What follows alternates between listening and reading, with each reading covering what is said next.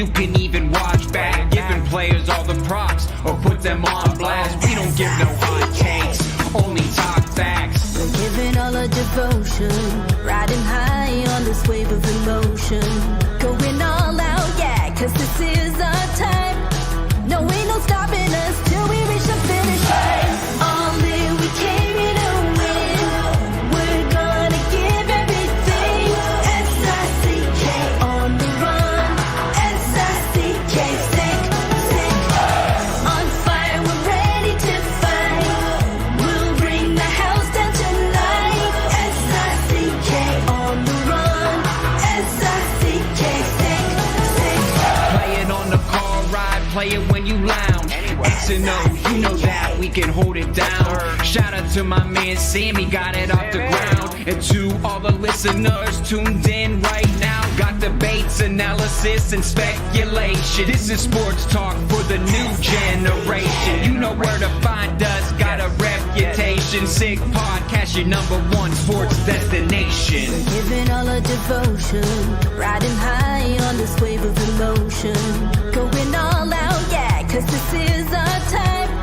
No, ain't no stopping us till we reach the finish line. All in, we came here to win. We're gonna give everything. S-I-C-K on the run. S-I-C-K, sick, sick.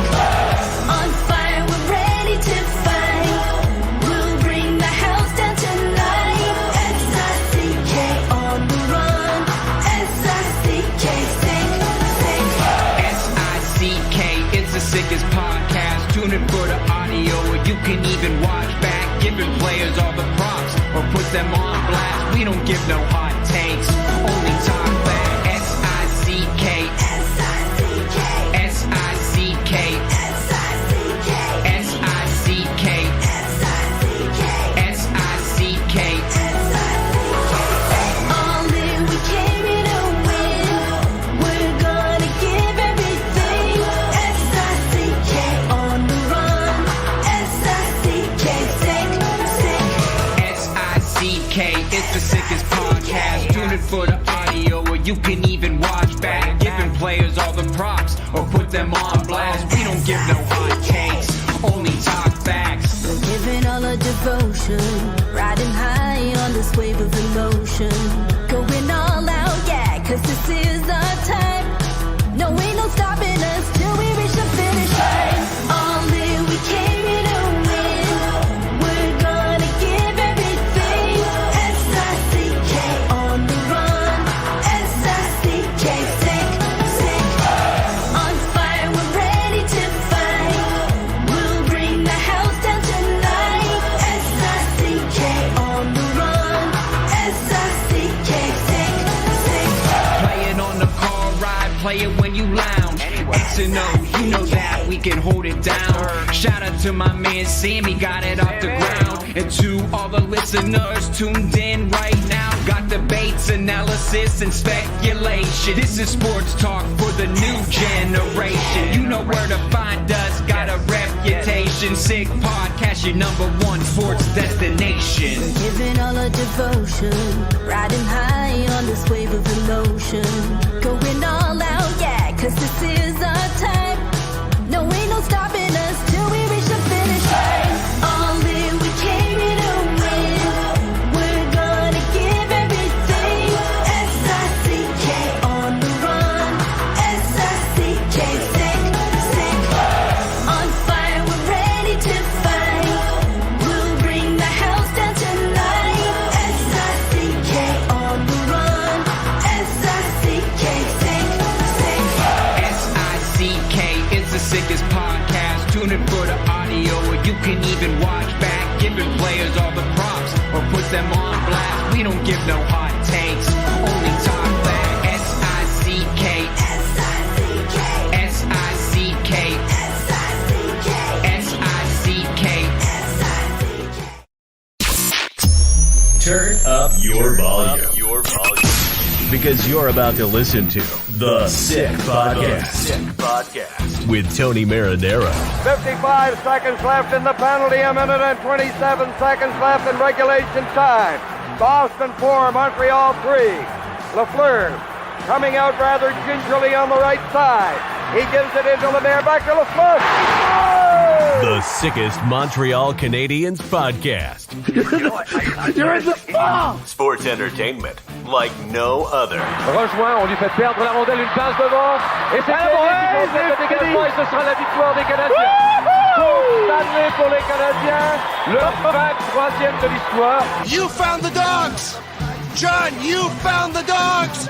He found the dogs! And all together, they worked a young team to the top. And now, a 24th Stanley Cup banner will hang from the rafters of the famous Forum in Montreal. The Canadiens win the Stanley Cup! Brought to you by Energy Transportation Group. Driven to be different. La Vida TB. Embrace your true nature. And Playground, your premier gaming destination. It's gonna be sick. Marinaro. Let's turn this down. Here we go. Okay, I know how to do this again. It is Monday, July 1st. How's everyone doing? Finally back home. It's been a crazy couple of days in Las Vegas where I tell you, I hadn't said this before, but my trip down to Las Vegas, I'm telling you folks, one of those you had to see it to believe it moments. The direct flights were sold out, so I had to connect through Chicago. And my flight left at 6:15 a.m. on Tuesday morning, and it was supposed to last an hour and 43 minutes. The flight to Chicago ended up being 8 hours in the air. 8 hours. Because on the way there, it took about 4 hours because there were terrible thunderstorms. So they closed down O'Hare Airport in Chicago, and we just kept going round and round and round and round to get clearance to land, and then we couldn't. So we diverted and went to Indianapolis. So 4 hours in the air to go to Chicago. Then they take us to Indianapolis. Tell us to get off the plane. We're off the plane. We're waiting in the Indianapolis airport for 2 hours. Tell us, okay, you know what?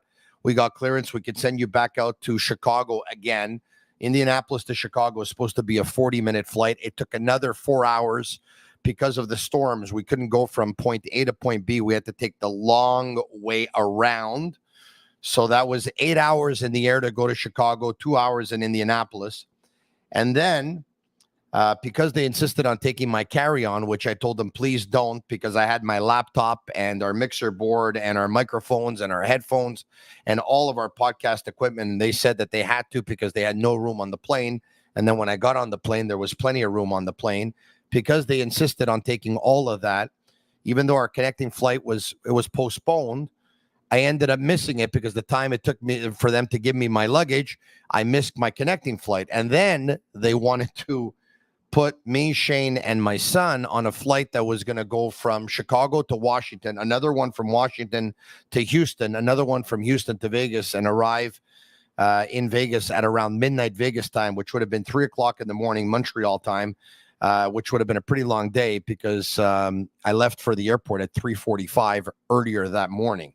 So it would have been like a 24-hour day. Luckily, there was another flight leaving about, give or take, about an hour 20 later, which was going from Chicago to Vegas. And you know what? I basically explained to them what my day was like and said, I need you to save the day. And someone actually stepped up and saved the day. So it's been a long couple of days. The travel, I was on the red eye last night, got in earlier this morning, but I got to tell you, it leaves a dent, travel like that. It really does. It is the Sick Podcast. And of course, it is brought to you by Energy Transportation Group, a leading full-service logistics provider serving all of North America, driven to be different. Also brought to you by Bittt Tibi. They launched their new Ultra Lager, a refreshing, thirst-quenching beer, perfect for hot summer days. Only 90 calories, 2 grams of carbs, 4% ABV per can, available in a pack of 6 and 12 in grocery stores all around the province of Quebec. Ultra light and ultra refreshing. And brought to you by Playground. Play lucky numbers at Playground. Earn your entries daily and return every Sunday for a chance to win a share of the $15,000 in cash prizes with a $5,000 top prize. And on July 28, one lucky winner will take home $10,000 at the $30,000 finale. Visit playground.ca for details. In Vegas, there were 3 podcasts going on. This one here, the Sick Podcast with yours truly, Tony Marinaro. There was the Recruits Draftcast podcast with Grant McCagg and Shane Gaumont. Shane was in Vegas. And the Sick podcast, The Eye Test with Pierre Maguire and Jimmy Murphy. Jimmy was in Vegas. And our NHL Draft Coverage 2024 was brought to you by Betway and Betway Canada, leading global online betting and gaming brand. Follow your gut instinct. Go with Betway. And we want to thank them very much. Go on betway.com or scan the QR code to join the action. Must be 18 and over and play responsibly. So thank you very much to Betway. Without further ado, I kind of missed him because he wasn't there, but he was, I think, at the Board of Governors meeting. Eric Engels of Sportsnet at sportsnet.ca. What's going on? What do you mean, kind of? Well, I mean, there's a lot to do. I mean, would I like to have seen you in Vegas? Yes, but there was still had a lot to do in Vegas. Hey, look, it was my first time in Vegas. Whatever you did there stayed there. Yeah. I didn't do much but work. I feel like I'm blurry here. What's going on? Yeah, you are blurry. Yeah, you are blurry. No better? No. Let's try this. I'll be right back. Maybe your lens is dirty. All right, he'll be right back. All right. You know what? It'll give me time to tell you this. The Montreal Canadiens, today was the opening of unrestricted free agency in the National Hockey League, right? The unrestricted free agents. We've been talking about them. Where are they going to sign? Where are they going to sign? Where are they going to sign? Well, the Canadiens had a couple of announcements today. The first one was Alex Barré-Boulet. You remember him? Well, a couple of years ago, a lot of people wanted the Montreal Canadiens to sign him, but unfortunately, they got beat to the punch by the Tampa Bay Lightning. And then a couple of years later, the Montreal Canadiens are able to sign Alex Barré-Boulet, a one-year deal at about $750,000 or whatever it is. And you know what? Here's a guy that is 27 years old. Unfortunately, he's not very big. Look, I believe he's going to, when all's said and done, he'll be in Laval. But I wish him all the best. And the Canadiens had to make some kind of noise from a gut chez nous perspective, because there's certain sectors of the fan base and of the media who aren't very happy that the Montreal Canadiens didn't draft a francophone out of the queue on Friday or on Saturday. So anyway, Barré-Boulet is a Montreal Canadien. And speaking of Montreal Canadiens, the first pick overall in the draft a couple of years ago, Juraj Slafkovsky. I got this one slightly wrong, folks. Slightly wrong, because I predicted Juraj Slafkovsky would sign an 8-year contract. And I predicted that it would be the most money the Canadiens have ever given a forward in the history of the organization. I predicted he was going to get 8 times 8. And as it turns out, he got 8 years times $7.6 million. Isn't that good news? Juraj Slafkovsky is going to be locked up. So you know what? You got, what do you have? I think you got 6 years left on Suzuki. You got 8 years left on Slafkovsky, which the contract is going to kick in at the end of next season. So he's got next season on his entry level, and then he's got the 8-year deal after that. And Cole Caulfield will have 7 more years left. So, the core is going to be together for quite some time. Isn't that good? Now, look, I have to say something. And it's probably going to upset some of you. And, I don't say it to upset you. I say it because it's what I think. Juraj Slafkovsky could have done better. I'm convinced. I understand the Canadiens had a hierarchy, and I understand the intention probably was not to pay anyone more than the money that you're getting Nick Suzuki, or you're giving Nick Suzuki. But let's not forget, it was a previous management group that gave Nick Suzuki his contract. It was a previous management group that traded for Nick Suzuki. Nick Suzuki was a 13th pick in the draft, and Juraj Slafkovsky was your first pick overall in the draft a couple of years ago, a draft you held in Montreal, and his second season was absolutely a fantastic one. I believe that because the cap is going up, and because as you go on with time, you always have to give more than the previous contracts from a couple of years before. I believe Juraj Slafkovsky should have been the highest paid player on the Montreal Canadiens roster and the highest paid forward in the history of the Montreal Canadiens. And you know what? I think Jeff Gordon and Kent Hughes did really well on this contract for the Montreal Canadiens. Listen, I think Slafkovsky did well as well. There's no doubt about it. I mean, let's bring in Eric. Eric. Okay. Not blurry anymore. You just heard what I had to say. You were there in the back room. You heard everything. Your thoughts? What do you think? My thoughts are that if you're right, it's probably the best news possible for the Canadiens to do all the things that people probably wanted to see them do today. I'm talking about moving forward, obviously, because I didn't have a chance to really pour over the tweets and reactions from Canadiens fans today. I don't have a good pulse on how they're feeling today. And, I have a good pulse of what my brother Kevin started calling me about and sending messages into our thread about. And, he's sitting there saying, like, why don't we sign somebody? Like, why don't we do something? Well, what's going on here? And I'm sitting there saying, like, the Canadiens this is their long-term plan and they're sticking to it. And I just wonder, it makes me think, like, are we going into what will be the most challenging year of this whole process for the Canadiens in terms of the patience level of the fans? They've been extremely patient so far, but is that about to be tested on a whole other level now? Look, I think the Canadiens are going to play an exciting brand of hockey next season. I think that's what the fans want. Ultimately, do the fans want an exciting brand of hockey and a team that's going to make the playoffs at the same time? Yes. I still think the fans will be okay if they come up a little bit short. I think what they want to see is progress. I think they're going to get it. I think this group, when they play, they have fun. I don't know if they feel pressure, as much pressure as other groups before them. I'm not so sure I see it that way, but once again, I'll get back to Slafkovsky. I think it would have made sense if Slafkovsky would have been the highest paid forward in the history of the Montreal Canadiens and the highest paid forward, obviously, on this team. But it's okay that he's not. And it's okay that they have a hierarchy and they don't want anyone getting more than Nick Suzuki. I think that's commendable. I think they're totally okay. Tony, I think they're totally okay with one day paying somebody more than what Nick Suzuki makes. Did they have to do that in this case with Slafkovsky having 130 games under his belt before giving him this deal? He didn't have to sign it on this day. He wanted to forego a risk of damaging what was already on the table for him with a season where potentially he gets injured or he stagnates in terms of his progress before stepping forward, or even takes a bit of a step back, which is all possible for a player who's 20 years old in this league. The Canadiens didn't want to take the risk that he comes into the next season and really builds on what he does. Obviously, that's what they're hoping he'll do. And it cost them that much more than it would have.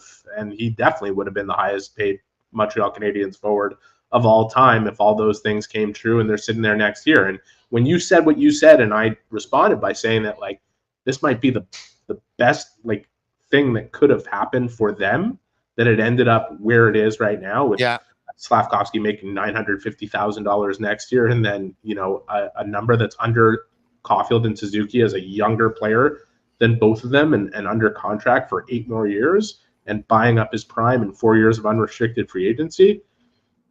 Like, I think there's a lot of fans that wanted to see them really be aggressive, be it on the trade market or in free agency, spend some real dough.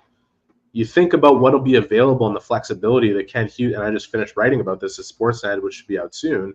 You think about the flexibility that he earned with the Caulfield and Slafkovsky contracts and what he's got Doc and Newhook done for, to continue to pay the core pieces that are coming up through the system and have the money to really throw max term, max dollars at somebody when they're actually in a place where it makes sense for them to do it in terms of where they're at in their rebuild. Slafkovsky coming in at 7.6 helps a lot. Like, that's a huge help. And it speaks a lot. You're right. Maybe he did leave money on the table, especially, he didn't leave money on the table today because of what he has under his belt in terms of what he's proven so far, but he left potential money on the table based on what he might be able to do this coming season. And I don't think they're afraid of going above Suzuki's number with some of the players that will come up after these three.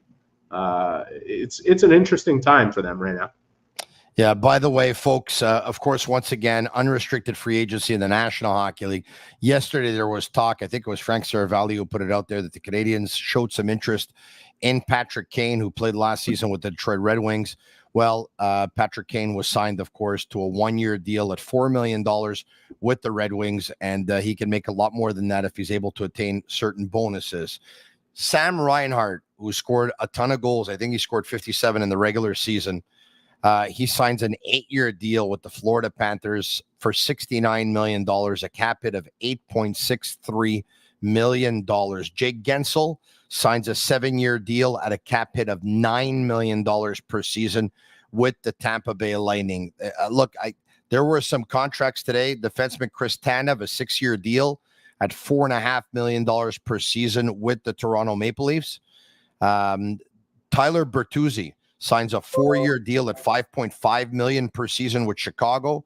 Oliver Ekman-Larsson signs a 4-year deal at $3.5 million per season with the Toronto Maple Leafs. Teuvo Teravainen signs a 3-year deal at $5.4 million per season with Chicago. Elias Lindholm signs a 7-year deal. The Bruins were looking for a centerman after Krejci and Bergeron no longer there.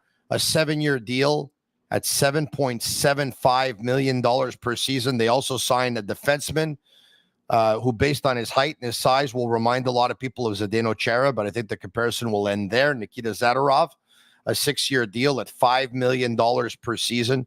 Jacob Slavin. Are you going to keep going? Yeah, you know what? There's so many. God. Okay. Let me just say it. The team that made the splash today more than any other team, the Nashville Predators.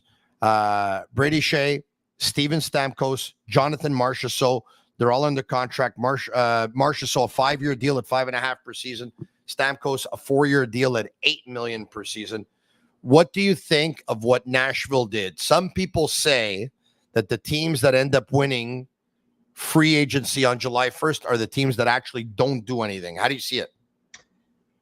You could see it one of two ways, and I think it's amazing that they were able to add 3 players that combined for 95 goals last year.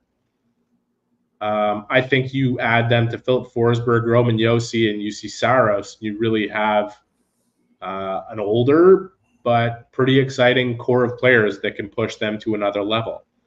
Can they push them to a point where they'll win the Stanley Cup over the 4 or 5 years that Stamkos and Marchessault signed for? I don't know, because I don't think the young core of prospects coming through Nashville's system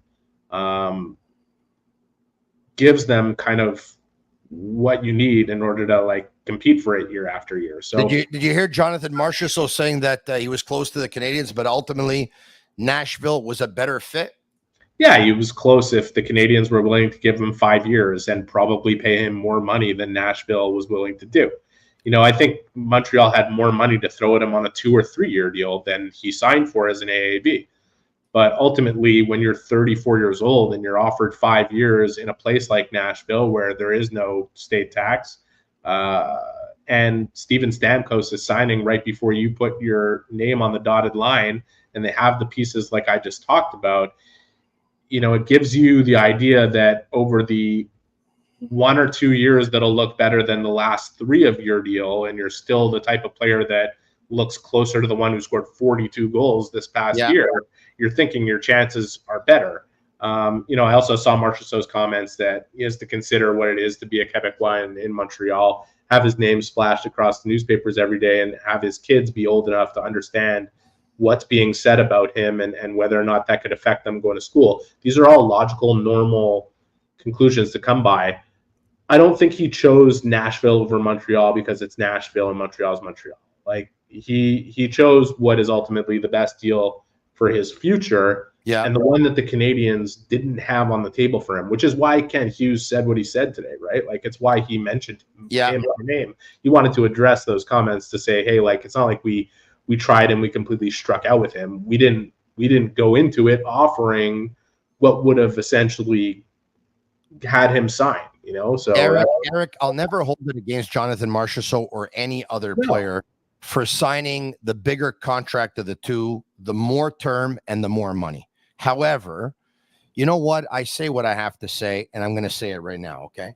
As you know, there's a certain sector of the media and fan base, for that matter, that believe that the Montreal Canadiens slight the Francophone players, that they don't take them in the draft and this and that. You know what?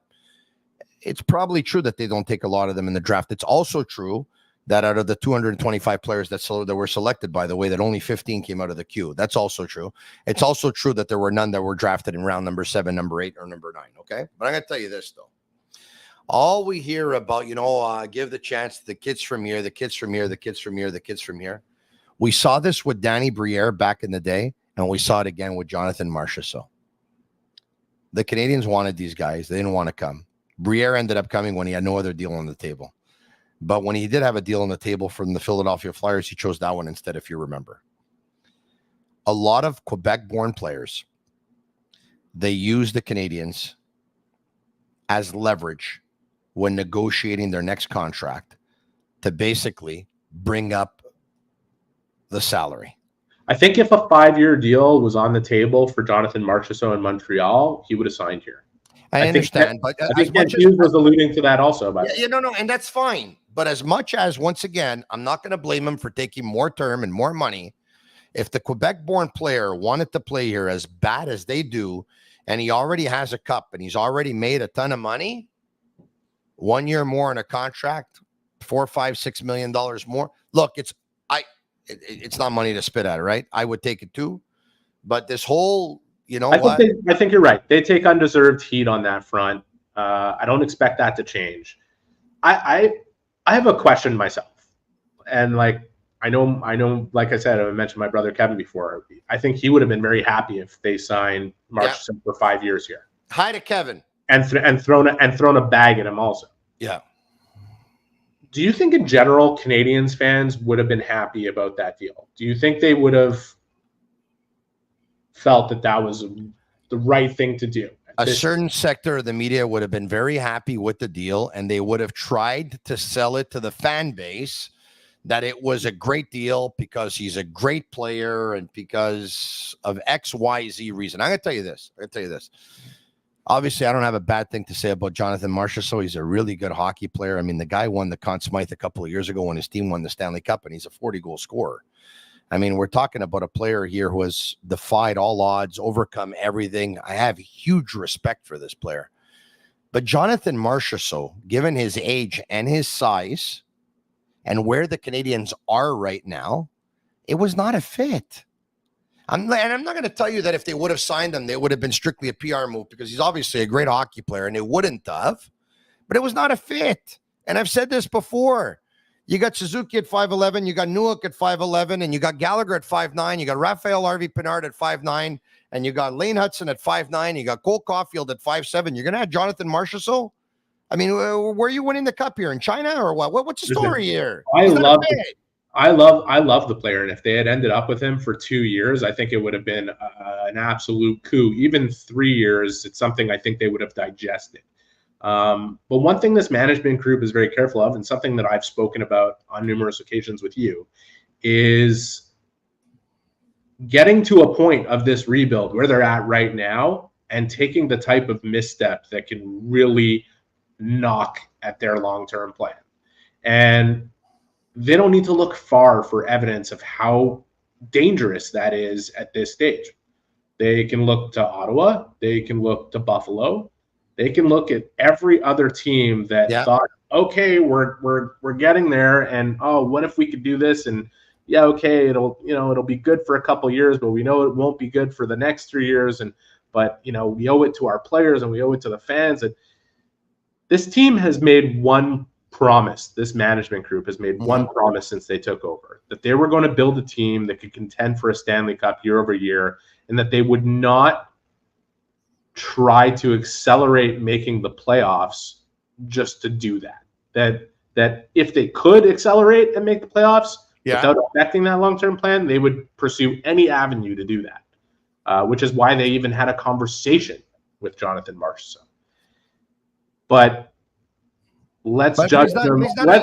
Eric. The only good thing that could have come out of it, Eric, is that a very good player in the National Hockey League has said yes to Montreal. Yes, I'm going to go into that pressure environment. Yes, I'm going to go into a team. And you know what? I'm going to go there because I believe in Kent Hughes and I believe in Jeff Gordon and I believe in Martin St. Louis. And he would have been able to pass on that winning attitude and that culture that he got in Las Vegas to some of the younger players. All that holds a lot of value. It does. But other than that, he's not a fit. He's not a fit. I like him, but he's not a fit. The biggest thing that doesn't make him a fit is the 5-year term. Even the 4-year term that Stamkos signed for at $8 million a year is probably what didn't make Stamkos a fit here either. I don't have any confirmation that they spoke to him, but those, that they showed an interest in Marchessault, I have to think with their connections to Stamkos, they would have been interested in him too on a short-term deal if he was willing to consider that. For sure. And they had a lot more money to throw at either one of those players over a 2 or 3 year term. It wasn't available to them. And so they said, we're not going to do something that's against our principles and our plan. Now, I'm going to tell you that a year from now, when Demidov is a part of the equation here, barring something insane happening that doesn't allow for that to happen, but I think he's going to be here. And they're a year ahead in terms of the maturity of the roster and that much more experienced. Yeah. And they have $18 million coming off the cap between their unrestricted free agents and the dead money that they're still paying for Jeff Petrie and Jake Allen. Yeah. That's in a year from now? In a year from now. And then in 2026, you've got Gallagher, Anderson, and Price coming off. If over the next 2 years they're in those positions and they have the incentive to not only pry their window open, but lift it up to the ceiling. Yeah. And they come up empty or unwilling to take some risks, I think they're going to deserve a lot of the criticism that my brother or some other very passionate fans who want to see some progress with this team are levying at them right now. I would say that.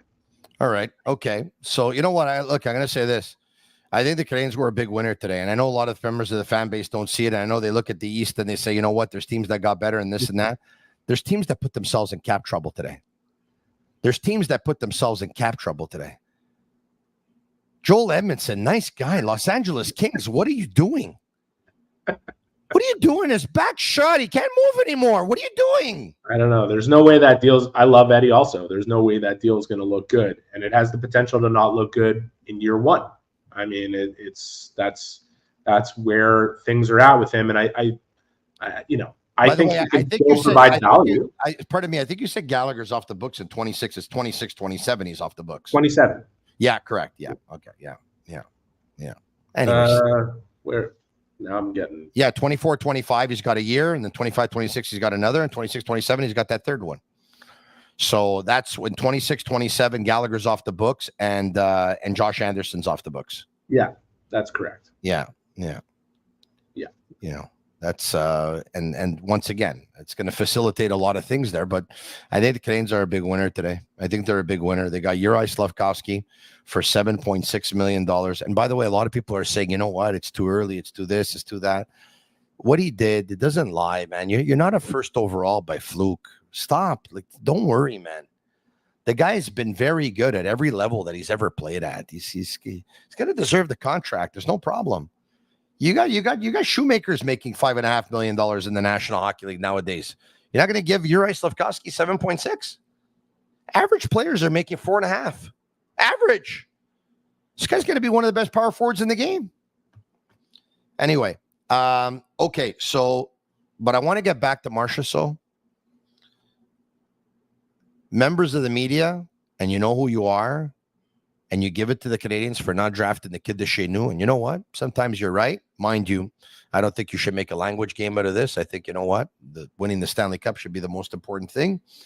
Mind you, there's some kids from chez nous that can help the Canadiens win the Stanley Cup. There's no doubt about it. But, I'd like to hear from you. I'd like to hear from you and say, you know what? Maybe Jonathan Marchessault didn't want to play for the Canadiens that much.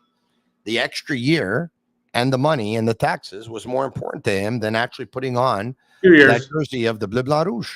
2 years. What do you mean 2 years? 5 years. He signed for 5 years. He wasn't offered 4 by Montreal. So. Yeah. It's a 2-year difference. You're right. That's almost half the contract. No. Listen, I would take the money too, but you still if you're a member of the media, you still have to say it. Yeah, he likes the Montreal. But listen, Eric, after listening to his comments, I don't know if I want it to be after 1 or 2 bad games on the front page of the Journal de Montréal. And, when I'm not playing well, my kids hear about it at school and this and that and whatever. After hearing those comments, You actually think he really wanted to play for the Canadiens? Use them as leverage. Let's say the truth. Hey, even if I thought that, I would never say it. Never.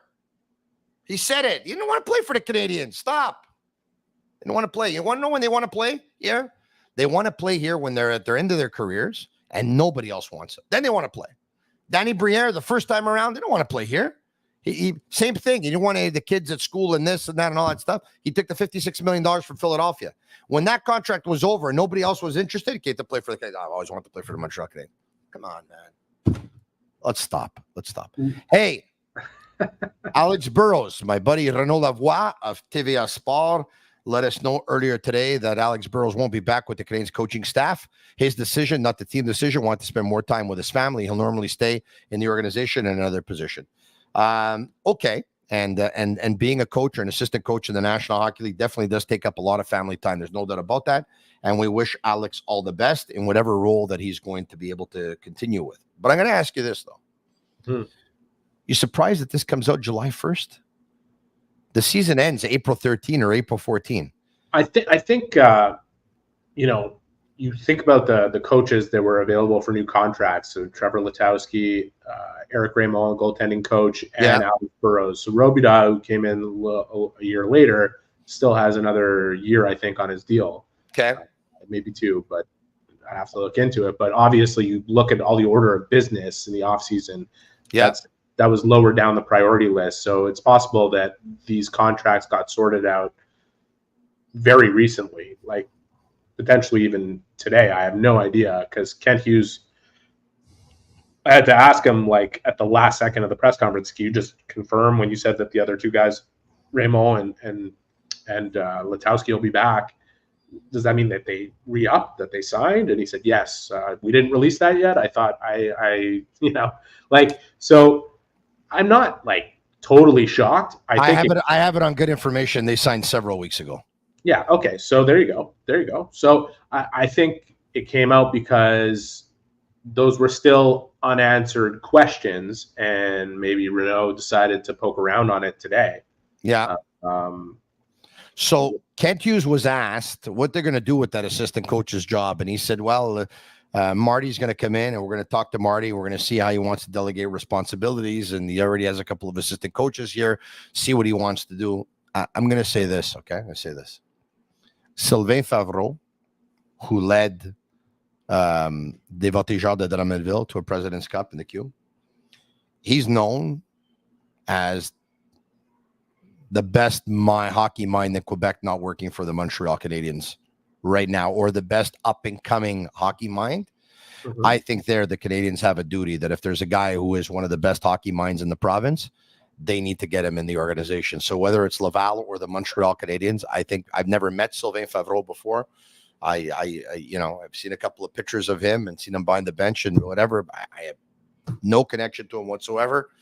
But, based on what I hear and the calls that I make, he's known as one of the best hockey minds not working for the Canadiens. I think they have a responsibility to go and get a guy like that and bring them into their organization. Yeah, I think that's fair, but I think they also have other Quebecois coaches who are available to help them in Laval or potentially on the bench in Montreal. There's a couple of pretty high-profile guys that are available right now also. Guy Boucher and Pascal Vincent. There you go. I don't know necessarily that that's who the Canadiens want on either bench, but I have to think that they're considering that as well as all the other options that they would be considering for those vacancies. Whether or not, I thought it was interesting that Kent said that it's not a guarantee that they fill the one on the Montreal bench. That to me was interesting. I don't know what it means in terms of how Marty wants to run his bench, but it should be his decision to make, right? It's his bench. You know what? I thought of something when he said that. You ready for what I thought of? Hit me. Probably doesn't need to replace Burrows because maybe Marty's going to take over the power play. Well, Marty was already working intently on the power play over the last. I know that, and ultimately he's the guy who's got final say on everything. I understand that too, but maybe a little bit more. I don't know. Maybe it was like, even though it's ultimately St. Louis' responsibility, it was given to Burrows, right? I don't know. We get, yes, sure, but St. Louis like I remember talking to St. Louis about this when I did the interview with him prior to last season. And he was like, I touch everything, man. Like, I understand that, yes, it's Alex's responsibility to come up with, power play, and Stefan Robida's responsibility to do the penalty kill, but I'm involved in all of it. And if people think that it's just one or the other, like they want to blame somebody, they can blame me. So I don't, I think power play coaching, like, we put too much spotlight on this stuff. Yeah. Anyway, like, honestly, like, yeah. Guy Boucher was brought into Toronto. He ran one of the best power plays in the league through the regular season until all of a sudden it froze up and was bad. Does he deserve all the credit for when it was good and all the blame for when it was bad? Like, no, I hear you. Like, I don't know. I just think we put way too much stock into Pierre Maguire mentioned several weeks ago on the Sick Podcast, the Eye Test with Jimmy Murphy, that Gerard Gallant is a name that he thinks that they should be looking at. Gerard Gallant, of course, who was already an assistant coach with the Canadiens once upon a time under Michel Therrien, who, by the way, didn't know Gerard Gallant other than catching up with him at hockey clinics, but liked when he talked to him, liked his approach, liked the way he saw the game, brought him on. And I know that because Michel and I had this conversation 3-4 weeks ago, and he told me. Pierre says, take a look at what Gerard Gallant did for Vegas and their power play, and what he did for the Rangers and their power play. He would bring in Gerard Gallant. I mean, that's a pretty good name. He was a great assistant coach in Montreal too. But you just finished saying that, Favreau deserves a job in the Montreal organization. Yeah. So if they bring in somebody like Gallant, are they fighting against themselves in terms of what will be accepted to the general? Like you just said yourself, you went on a whole rant about the whole Quebecois issue with Montreal. Yeah. But Favreau could end up being the head coach in Laval, because as much as a lot of teams end up promoting their assistant, should but he's not the only Quebecois guy, Tony, who's looking for a job with the Canadiens. No, I hear you. In the NHL or in the AHL. So I hear you. I want them all to get jobs with the Montreal Canadiens, but unfortunately, there's only so many jobs to go around, right? I also think, to Pierre's point, like St. Louis, Letowski, Robida, before Robida came in, I know that Marty St. Louis was looking at David Quinn, who's now with the Pittsburgh Penguins. Yep. The point being, the potential to add someone who's got some real NHL experience behind the bench is a factor that they have to weigh versus giving opportunities to young Quebecois coaches and continuing to grow that field, and so that some of them blossom into potential head coaches of the Montreal Canadiens. Consider the requirement that they have at that position. They've got a tough decision to make when it comes to that stuff. I don't know how the fans view it in general if you look at the whole fan base. Yeah. But I would bet that there's more than 50% of them that would like to see somebody of experience in that position if it gets filled than somebody from this province. Now, if that person doesn't have that type of experience. Now, AB via YouTube chat says, Elliot Freeman on 32 Thoughts a couple of days ago said that Gerard Gallant is likely to go back to the Q and run his own team. So, all right, there you have it. Okay, let's hear from Kent Hughes. Alex, la vie de coach pendant la saison est quand même c'est intense au niveau du temps que tu dois donner à ton profession, à ton emploi. Puis Alex, il y a une jeune famille, puis il habite comme quoi presque 1 heure de Montréal. Alors c'est pas facile pour Alex. Même quand si on joue la veille, il retourne tard les nuits, il se réveille tôt le matin pour retourner à l'aréna. Si on joue le lendemain, il ne peut pas retourner chez lui entre les matchs. Alors, je pense que c'est devenu beaucoup pour lui, pour sa famille, après avoir fait une carrière comme joueur de hockey où tu donnes beaucoup de ton temps à ton équipe. C'est quand même un emploi, comment est-ce qu'on pourrait dire, exigeant. Puis souvent, c'est les familles qui manquent un peu. Alors, je pense qu'Alex est déterminé pour ce moment. Il doit donner plus de temps à sa famille. Il veut rester avec nous. Alors, on va demeurer flexible la manière qu'on va se servir de lui, mais il va travailler comme un consultant. Il va travailler beaucoup à Laval au niveau du développement des joueurs, mais aussi comme même développement du coaching staff, vu qu'il a passé beaucoup de temps ici à Montréal et il sait comment on veut faire les choses. Puis il va passer le temps avec moi et Jeff, ainsi que les coachs à Montréal aussi. All right, there you have it. So Kent Hughes says that, you know what, it demands a lot of time, a lot of hours. Alex Burrows lives about an hour from where the arena is. So, you know, a lot of traveling back and forth during the day. And when they come back from games, usually ends up getting home late. He's got a young family and, you know, he's got to think of the family. So, but he's going to stay on board as a consultant, as a coach's consultant and work with the coaches and also work alongside Jeff and Kent. So we wish him all the best. More from Kent Hughes. Let's play a couple of clips from Kent from earlier today. Regardez certains joueurs. Pour nous, c'est vraiment la complication, c'est que on a tellement de bons jeunes joueurs qui s'en viennent, c'est que on n'est pas inquiète de payer un joueur, mais la duration du contrat est probablement la chose la plus importante pour nous. Et je pense que dans le cas de Marchessault, c'était plutôt qu'on ne voulait pas aller à 4-5 ans. Lost Tony? Is it just me? No. Unstable internet. We're good now. I panicked there for a sec. It's just me. No, don't panic. You're a pro.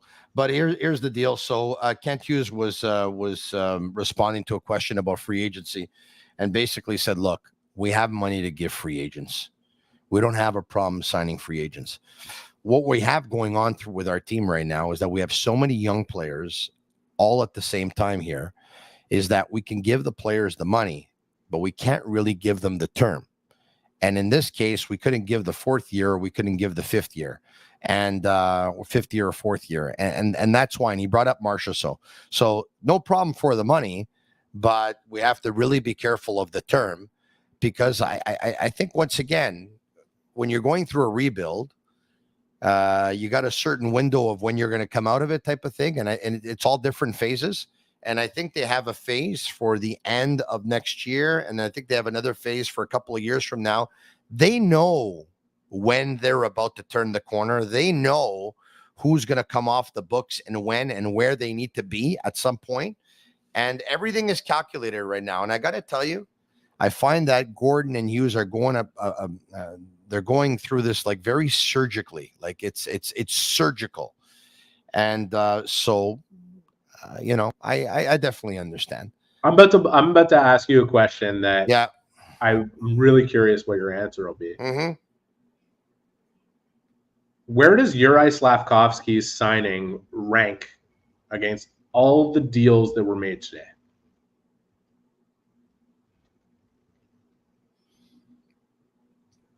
I think it's the best signing out of all of them. I'm going to tell you why. Because in 4 or 5 years from now, he's going to be at his best. Who can you say that for? 33-year-old Marchessault? 34-year-old Stamkos? Who can you say that for? Sean Monahan, I listen, God love him. I don't know how he got the 5-year deal today. And by the way, everyone who said he's going to get 5 years, $25 million from a team, and I said no. Well, you were right. Whoever said that, you were right. But I can't believe Columbus gave him that money. And I'm going to tell you right now, I love Sean. I'm going to make a prediction. I love Sean Monahan, but in 3 years from now, I think a lot of people are going to be looking at their contract, and they're going to look at it the way we look at Gallagher and Anderson's contract right now. I think that's going to happen. I think, you know, you look at Boston and Lindholm and Zadorov, two pieces that fill needs that they absolutely need to keep what they have going. But how are we going to view those deals 4 or 5 years down the line? 5 years from now, Juraj Slafkovsky is going to be 25. He's going to be 25. He'll be amazing. 3 years. Like, the only deal that I think is better than that one is the one that Sam Reinhart signed in Florida. And 5 years from now, Tanev is going to be 39 in Toronto. And the deal that Gustav Forsling signed in Florida, yeah, you know, when he signed it, like those two deals are amazing. Yeah. Like Sam Reinhart for less than Jake Gensel in the same state where they don't have tax, by the way. Yeah. Like he just won the Stanley Cup and scored 57 goals or 27 more than Gensel had this year. Yes, correct. Gensel's a year older than him. No offense to Gensel. He was a great player and a consistent playoff performer. Yeah, but you don't know if it's going to work because there's going to be an adjustment period. But with Reinhardt, the answers to the questions have already been, they've already been answered, right? And he's 28, and they don't care about giving him that 8-year term because they're willing to accept whatever it's going to be 4 years down the line for the first 4 years that they're going to get out of it. And that's what you do when you're in that position, when you just won the Stanley Cup and you have a chance to extend your window. It's definitely not what you do when you are a year away from, like, if Marchessault came to the Canadiens this year, doesn't even guarantee them a chance to make the playoffs this year. No. It gives them a much better chance of doing it, for sure. But it would be another player who's fun to watch. It would be another player who's fun to watch. And you know what, Tony? The Canadiens might get somebody. They might make a trade over the next couple of months. I still think that opportunity is very much alive. I think Kent Hughes was very careful about qualifying his optimism for that opportunity being alive, because if he comes up empty-handed, he doesn't want to, come back and say, I promised you this, and it didn't happen. But I still think there's a lot of players that are available on the trade market that not only fit their short-term plans, but potentially their long-term plans too. The question is, can they find a partner here through trade where both teams' needs are really getting served in the deal? And that's challenging. But we don't know who else might become available outside of the names that have been circulating for the last 3 months. Give me a name. I think you can assume that, Martin Necas is probably going to be stuck in Carolina for at least one more year. They lost Gensel. They weren't able to make major moves that could replace that type of scoring. And to lose him at this point, I think that's a dangerous game for them to play, especially if they don't get back what they were asking for, which is an offensive star in return, which I don't know who's giving them that. Yeah. When the player has no precedent, when that type of player has no precedent of getting that on the trade market. Give me a name that if the Canadiens sign him tomorrow, we shouldn't be surprised, because I have a name for you. Sign him or trade for him? No, sign him. Unrestricted free agent. Well, I have a feeling you're going to say Vladimir Tarasenko, but I'm not expecting that to happen. I'm not going to say that. Okay. I'm gonna wait. I'm gonna give you a name that I think that they could still trade for. Okay. Rucker McGroarty. Yeah. Now, I can tell you that, speaking with my sources, they just weren't able to find the common ground to get that deal done around the draft. I do think there was potential for it to happen, especially if Demidov didn't end up going to Montreal. But I still think that there is potential to work something out as this gets later into the summer and he still remains a member of the Jets. That's one name that I would look at and say, I still see a fit here for both these teams. A 6'1", 200-pound right winger who shoots left, who's 20 years old, who's put up the numbers that he put up at the U.S. National Development Team and at the University of Michigan, and who had the kind of World Juniors in the last couple of years the way he had. Yeah, they would definitely be interested. You tell me they wouldn't, pay a pretty steep price to get a player like that. They're not going to blow their brains out and give away something that they don't want to give away. I think they would. Ken Hughes was very clear. These ideas that people have of, well, they're going to have to trade Gooley to get no. He said it himself. I'm not going sideways. I'm not trading a good young player from our core to get one that fills another need from a different position. That's just a sideways move where you end up having to look for something else. I have a small name for you, so it's no splash by any means. A time filler. Go for it. Daniel Sprong. He can score goals. Daniel Sprong has a lot of pure natural talent, and Daniel Sprong can score goals. He can score goals. He scored, He scored close to 20. He scored 18 in 76 games with 25 assists and 43 points. And the year before, he scored 21 goals in 66 games with the Seattle Kraken. Yes, here's a player who's moved around a lot. He was drafted by the Penguins a couple of years there, then went to Anaheim for a couple of years. From there, traded to Washington for a couple of years in Seattle, 1 year in Detroit. a 27-year-old, 6 foot tall. I mean, they got room. They got room on their third line. And every now and then, second line. and every now and then on their second line, you know. And maybe he's a reclamation project for Marty. You know, the fact that he's still sitting there on the market, you know, it tells you the cost won't be prohibitive. The fact that he's still sitting there on the market also tells you how teams feel in general about his overall game. You know, teams don't like players who score you goals but cost you just as many. They just, you know, if they have a player that can score goals but they're not willing to put them on the ice in a situation where you need a goal, they shy away from it. And that's why Yzerman slipped to 20. By the way, and I'm not saying that he's that kind of player, but I'm saying that if you talk to scouts who watched him, that's their knock on him. That's their knock. But you know what? He's still there, and he's not at an age where he's irredeemable in terms of fixing some of the issues that haven't enabled him to stick in other places.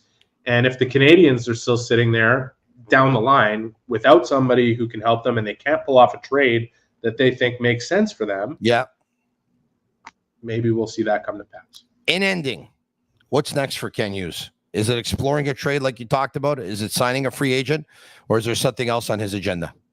I think it's all that is on the table. I think Caden Gooley, even if there's no immediate urgency to get that done, that's a dossier he wants to solve. I think he's got to sign Justin Barron and Arbor Jacki, and those will be interesting negotiations. I don't think it's as simple as them accepting qualifying offers.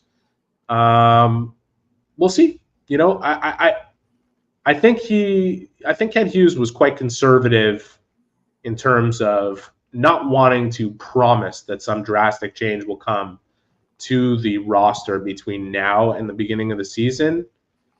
I still think there's going to be some. And I still think there's going to be some players subtracted. And I still think there's going to be some players added. Matthew Olivier, by the way, Pierre McGuire brought up this name, and I loved it.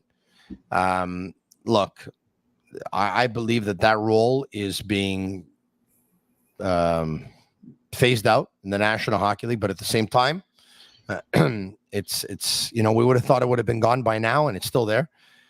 They have a lot of talented players going forward. They're gonna need some people to make some room on the ice for these guys. They're gonna need some people to defend them all. And I don't want Arbor Jacki to be able to do it every time and have to go to the box. I would look at trying to make a deal for Matthew Olivier, who, by the way, is a Cortex Management client, and we all know that, of course, that's Kent's former agency. And I don't know. I know I threw that name out of nowhere here, but I saw somebody read it in the chat, and I totally agree. Any chance you think Patrick Laine? Yes, no? I'd be really surprised, honestly. Okay. All right. What are your plans for the next week? Canadiens development camp, I guess, right? I'm just waiting. I'm just counting down the hours and the minutes until we're reunited. Yeah, but you're going when? Wednesday? Where? Canadiens development camp. Development camp? Yeah. I'll take a look at development camp, yeah. Yeah. So I'll see you at development camp. Thanks for that. All right. We'll talk to you soon, my man. Take care, Tony. All right. There you have it. Eric Engels of sportsnet.ca. All right. Habs development camp, which goes for the rest of this week. And Lane Hudson has been told not to go to development camp because, you know what, Lane, you had a long year. You played a lot of hockey, get a lot of rest, and we'll see you back in pro camp. So, and obviously Ivan Demidov will not be there either. He who is still nursing an ankle injury, he'll probably get back on the ice in about a week, and he's scheduled to play the next season in Russia. But that's one of the things that we'll talk to you about over the next couple of days. And I think maybe even Grant McCagg may be making the trip down to Montreal. So he and I will probably meet there at the arena in Brossard. Special thanks to all of you for watching on this Monday, July 1st, unrestricted free agency of the Canadiens. They made a deal for Alex Barré-Boulet and signed Juraj Slafkovsky to an 8-year deal with a cap average of about $7.6 million per season, which puts him behind Cole Caulfield 7.85 per season and Nick Suzuki 7.875 million per season. If you like it, share with your friends. Comment SICK, S-I-C-K. Leave us a 5-star review on Apple. It's our way of feeling the love. For Shane Gaumont at Master Control, I'm Marinaro. We'll be back tomorrow night, same time, same place, right here on the SICK Podcast. And that's a wrap. Hope you don't miss us too much until next time. Follow the SICK Podcast with Tony Marinaro on YouTube, Instagram, Facebook, Google Play, and Apple Podcasts. The SICK Podcast is brought to you by Energy Transportation Group, driven to be different. Bittt. Embrace your true nature. And Playground, your premier gaming destination.